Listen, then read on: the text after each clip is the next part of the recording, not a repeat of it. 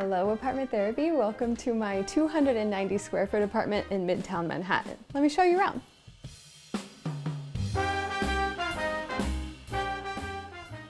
The building was built in 1899 and it would have been considered a tenement building. So this entire apartment would have had an entire family or sometimes even more living in it. So while it does seem pretty small, maybe to the average American, it is still plenty of space for just myself to live in. Right away, we're looking into the dining / kitchen area that does not have a ton of counter space for me to cook, but I've made it work for 7 years. And then we have a lovely space that I can host dinners and a table that actually expands to seat 8, which I've used quite a few times since I've lived here. I love to host, and at my last apartment I had a little more space, and I really wanted to make sure in this smaller space that I was still able to do that. This china cabinet was pulled over from my last apartment as well. I used to use it just for like books and storage, but now it hosts all of my kitchenware that I use for when I host. And I really love gin, so I've made it a place that I just display all of the types of gin that I have, and people are always gifting me new ones, and it's fun to have different styles of bottles to display as well. One thing about this apartment is all of the appliances are much smaller than I was used to. This stove actually doesn't even fit a cookie sheet turned the right way. It has to fit long ways, and even then it reaches the door. So about halfway through I always have to rotate everything. I do have a big Lazy Susan in here that makes it easier to have more accessible goods in such a small, tight space, and I've made use of a bunch of different plastic bins so that I'm not constantly having to shuffle things around to try and get to them. I've also made good use of the vertical space that I have in here. I actually can't take credit for this. A friend of mine did it in her place, and I can't believe I had never thought of it, but I just bought these storage bins online. My backpack almost always goes in my chair, but then I do keep my classic Strand tote bags up here. This is what I use on a regular basis for walking around the city. And then all of my coats in the winter as well hang here. There are apartments in this building where the bathtub is in the kitchen, but when they renovated this apartment, they just went ahead and built in a wall to make a separate bathroom. I only have one cabinet and had to add in a set of 6 drawers to fill up with all of my hair products and makeup, etc. This is my living / sleeping space. And I knew that this space was going to be particularly challenging with storage, seeing as I only have one small closet here, and I knew my shoes alone could probably fill this entire closet. So before I even moved in, I started brainstorming ways that I could add storage. These are a set of Billy bookcases from IKEA, which I installed immediately upon moving in because I knew I was going to need some extra storage. I use it as a shoe closet, as a wardrobe, as a media console, as well as a bookcase and storage for my games. I will say that this took a lot of time and tears to build alone. Over the years, I had to figure out ways to kind of hide things I just don't want in plain sight, like cables and wires and stuff, so I use these type of like soft baskets for that. I've put movies and games in baskets as well. Behind here, there's boxes that are holding mementos from all my travels. Try to keep things as much out of sight so it avoids clutter in such a small space. I started collecting these like rubber ducks from going to different arcades with my siblings and my nieces and my nephew. So every time we go, we get one from the claw machine. And then I'm also a bit of a Disney fan, and my sister started collecting these small little figurines, and then I got in on it as well. I used a little spice shelf from the kitchen actually to display them.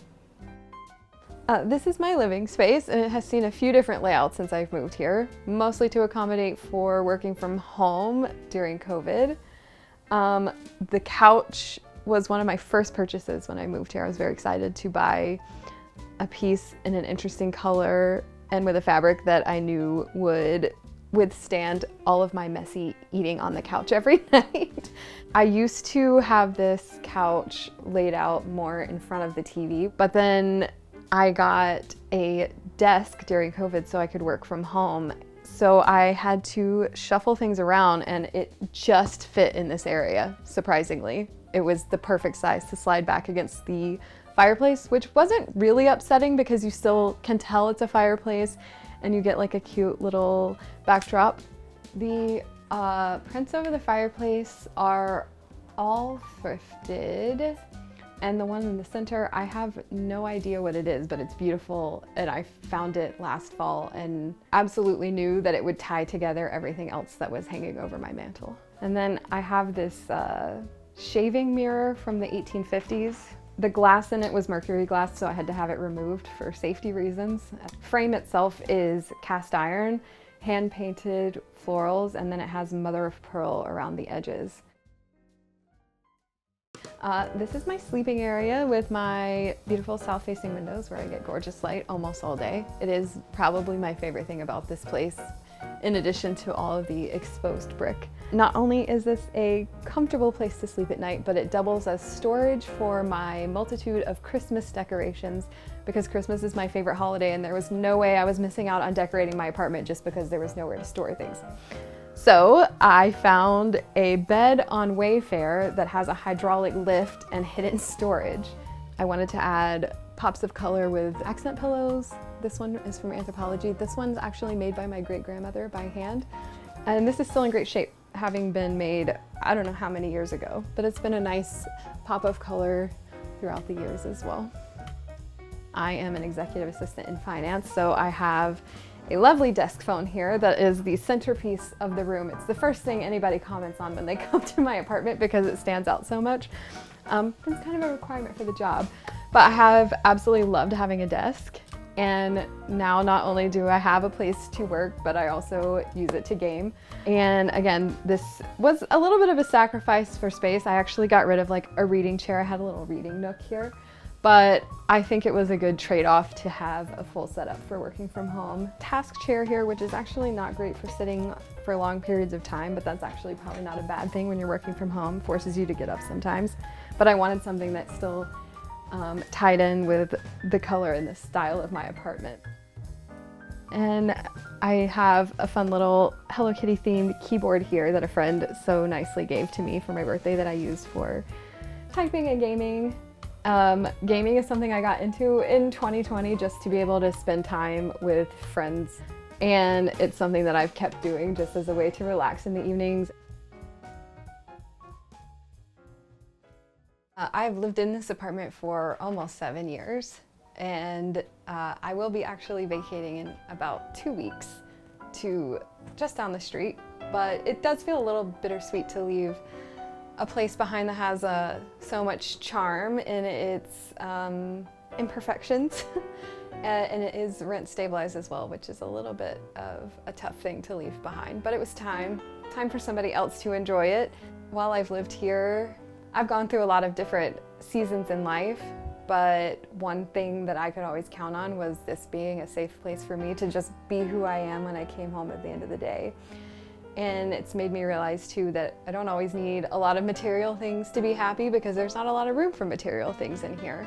How cozy the place feels, the love that's inside when friends and family are over, just it being a place that's open and welcoming, not only for myself, but as well for the people around me that I love.